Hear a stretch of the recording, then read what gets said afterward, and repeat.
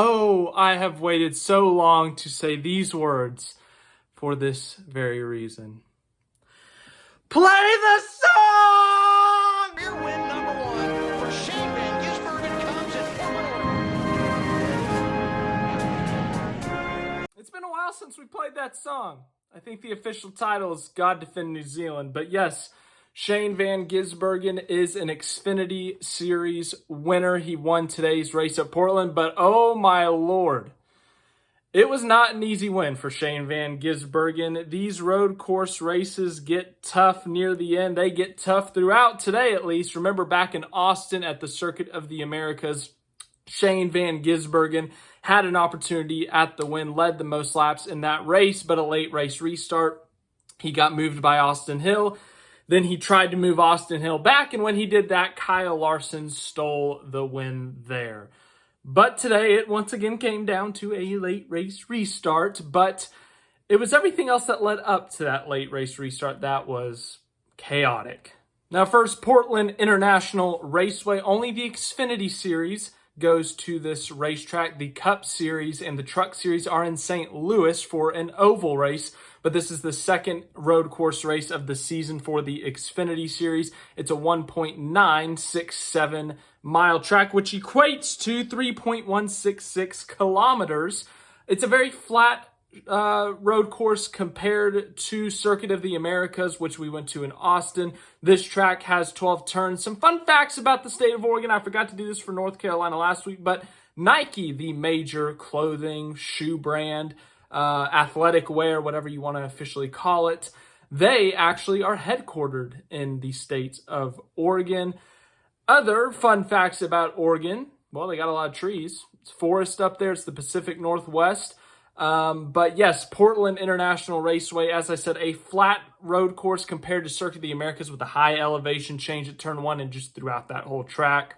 A much shorter road course, but still a road course. Coming into this season, Shane Van Gisbergen, he admitted it, that the road courses were going to be his best opportunities to win, and also he expected to compete for wins.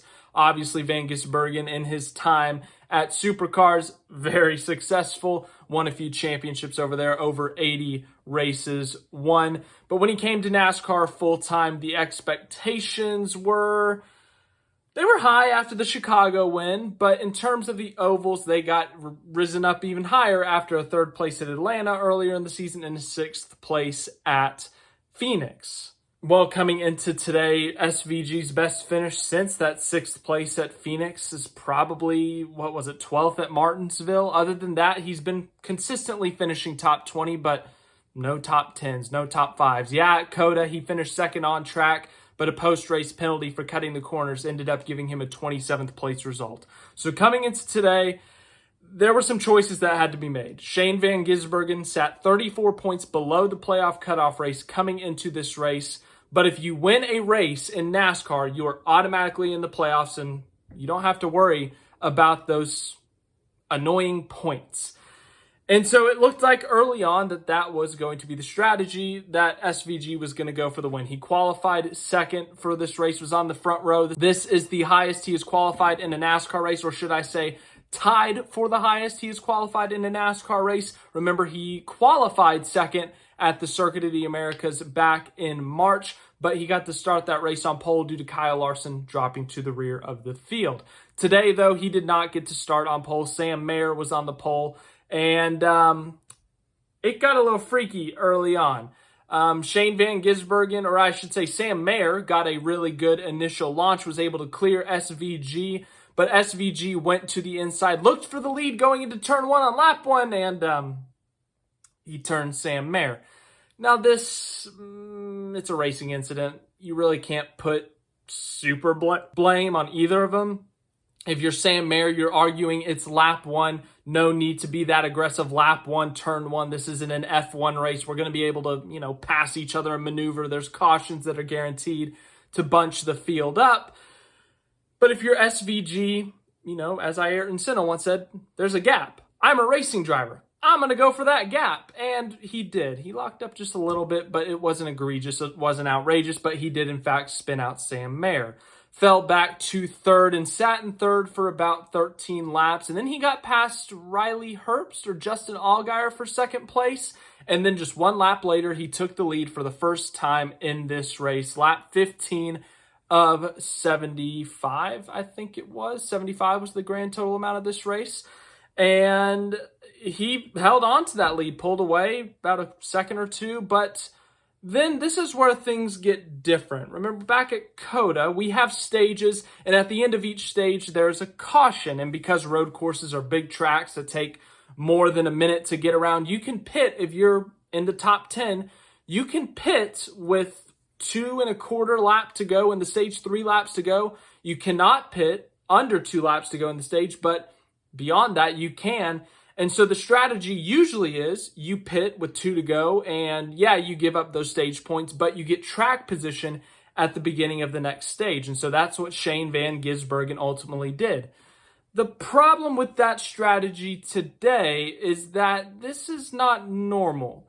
The pit crews are not traveling because the West Coast is on the opposite side of the country. It's almost 3,000 miles. It's very expensive travel for these Xfinity Series teams, and they only brought a limited number of crew guys to this race. So it's mechanics, engineers, not a full-blown pit crew like we normally see. And because of that, there was a minimum time you had to hit on pit road, and that was 63 seconds. So SVG came to pit with 2 1/4 laps to go in the stage. He surrendered the race lead to come serve the 63-second pit stop. The only problem is he was literally the only person in the field to do it. And yeah, that got him back into the lead at the beginning of stage 2, but he just gave up 10 stage points. And now that we know that he won, that in the grand scheme of things didn't really matter, but it cost him a playoff point, a point that he gets to carry into each round of the playoffs. And it cost him regular season points, which you could argue there. If he gets top 10 in the regular season points, he gets some bonus points there. But as I said, in the grand scheme of things, it's kind of irrelevant now, but at the time, it was a head scratcher because he was the only one who did it. But once again, he got back the lead at the beginning of stage 2, and it was not a pretty restart. SVG lost the lead before they even got back to the start-finish line at Portland, with the restart zone being so far back. Once you cross this white line at the end of the restart zone, you are allowed to leave your lane and make passes. So SVG did not get a great restart. He got split, and he ended up falling back to 7th. After this restart, though, he started making his way back up through the field. He was the fastest guy all day. Honestly, Justin Allgaier led the most laps, and he swept the stages, but SVG just kind of kept putting himself in a hole, or the team kept putting themselves in a hole, so they couldn't really be out front this whole race. And because of that, SVG ultimately had to keep on coming back through the field. And he didn't fall back to 15th, 20th. I honestly think 7th or 10th maybe is the lowest he ran all day. And ultimately, he was able to make his way back up to 3rd before once again making a mistake.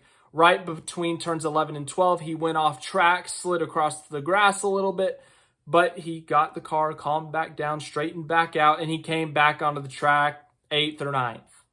And once again, he was able to make up a couple of spots. They opted to stay out at the end of stage 2, and he ends up finishing stage 2 in 5th.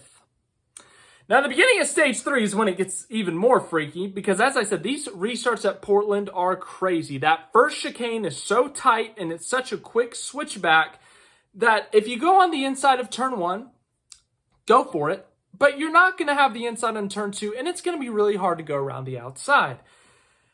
And Shane Van Gisbergen lost 5 spots on pit road due to the minimum time pit stop, and you have to try to perfectly time everything. And he was 10th on this restart, and I was nervous for him because, as I said, restart's crazy. Well, the restart got crazy, but it worked out for SVG because he was 5th by the time they got to turn 3. So ultimately, it worked out for him there because everyone either missed the turn, they missed the chicane, or they spun themselves out, they went into the grass, and SVG scooted on by to 5th. Now, there's about 20 laps to go at this point, and Justin Allgaier and Sheldon Creed fought for the lead for a little bit, but ultimately, Allgaier, who had led the most laps today, he was able to get that lead back, and SVG just had to keep chopping away at the lead. But the problem was, as I said, he was 5th. He had to fight traffic. He had to fight guys for position. These aren't lap cars. These aren't guys that are going to sit over, lay over for you, just let you by. Sheldon Creed, who's fighting for a spot in the playoffs. Sam Mayer, he's already in the playoffs, but he wants some valuable playoff points, some regular season points. So you got to fight these guys. And also with Sam Mayer, he might be revenge-filled in his mind, but ultimately he was not revenge-filled in his mind. But SVG got up to fourth, got up to third, and this is where he didn't stall out, but he was patiently trying to pass Sheldon Creed. And at this point, with about 13 to go, Justin Allgaier's 3 seconds up the road. And that's a lot of time to make up, and there's 13 laps to go. A lot can happen, but I'm yelling at the TV like, you got to get by him, man. Like, I'm not a race car driver. I don't know anything, but, you're wearing out your tires a bit, wearing out your brake. But what do I know? Once again, he finally gets by him with about 13 laps to go, and he's got 2.8 seconds to make up, I think, on Justin Allgaier, and then immediately the caution flies. So then we got to do this again. We got to do a late race restart at Portland, where these race starts are known to be chaotic the last couple of years. This is only the third year at this track, and oh my, it's been crazy. So once again, he's got to survive a late race restart, and he did. He did. Mostly everyone did. They get through turns 1 and 2 all right. SVG fell to fourth, which, yes, he lost positions, but when you can survive that first chicane at Portland, even if you lose 2 positions, God bless, It's a situation like that. And so he was able to get third back fairly quickly from Sam Mayer, but then he was once again behind Sheldon Creed, and then coming back to the line on that same lap, the mid-pack just starts imploding, crashes, car stuck in barriers. Throw the yellow. So then with about 5 laps to go, the restart happens. SVG is able to get a decent start, clear the inside line, and he gets clear. He gets into second place, and he's eventually able to pass Justin Allgaier. And I thought he was going to gap Allgaier, but Allgaier tried his best to make it interesting there at the end. Raced him hard, raced him fair, raced him clean. But SVG, that last lap, Allgaier just pushed it too hard, and he was able to pull ahead and pick up Xfinity Series win number 1. First off, what a celebration. Oh my Lord, he did a burnout drifting like through the entire track, through a 2-mile road course. He basically drifted the whole thing. And then Trackhouse is known for their celebrations. I know he races for Colleague, but he is a Trackhouse contracted driver. Chastain smashes a watermelon. Suarez destroys a piñata. Shane Van Gisbergen punted a rugby ball into the stands. That was pretty cool. That was pretty neat for whoever got to catch that thing. But Shane Van Gisbergen, an Xfinity Series winner, an epic celebration, and this answers a lot of questions. We talked about the points at the beginning of this thing. Well, guess what? We never have to talk about points again until the playoffs. Shane Van Gisbergen is locked into the Xfinity Series playoffs, and that is going to make for a great Rookie of the Year battle between him and Jesse Love, because Jesse Love won at Talladega. They're both in the playoffs, but ultimately, he's won a race. He has 5 playoff points to his name with that win. So now next week at Sonoma, they can go fight for stage wins. They can go win a stage, and they can get a playoff point for that. Every playoff point you get, if you win a stage, you get 1 point. If you win a race, you get 5. Every round you advance, you get to start with those points. So if SVG wins 2 races and 3 stages, that's 13 playoff points. At the beginning of each round, he starts with 13 points. So those playoff points are super important. You have to have them. And SVG kind of already on the back foot at these road courses at Sonoma next week, at Chicago in 4 or 5 weeks. He has got to get some wins. He's got to get some playoff points. They know they're in the playoffs. They're going to take some risks, even at the ovals. Top 10 in the regular season points. It's a long shot, let's be honest here. He's been doing good at the ovals, but in order to get top 10 in points, you've got to be running top 10 every single week. And with SVG just learning these ovals, that's going to be a tough ask.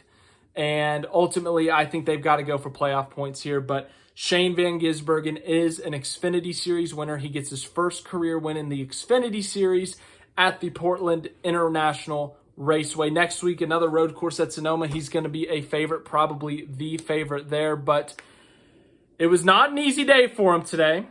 He slid through the grass. He roughed some people up. He himself got both fenders roughed up, or he was part of that. He got a lot of tire marks on the car, but he crossed the line first. He got the win. He's in the Xfinity Series playoffs. He's an Xfinity Series winner. He won with an Australian sponsor on the car. I know he's from New Zealand, but, you know, cool tie back to supercars and whatnot. And we got to play the song today. So thank you for watching this video. I enjoy doing these SVG race recaps, but finally we got to do one for a win. It's been a short time coming. I guess he's only, 13, 14 races into his Xfinity Series career. We knew that he was going to do it at a road course, but ultimately he is now a winner. He's in the playoffs. We no longer have to have that discussion. So thank you again for watching. I hope you enjoyed this video. Leave a like, all that stuff, whatever. And I hope you have a great rest of your day, night, morning, wherever you may be.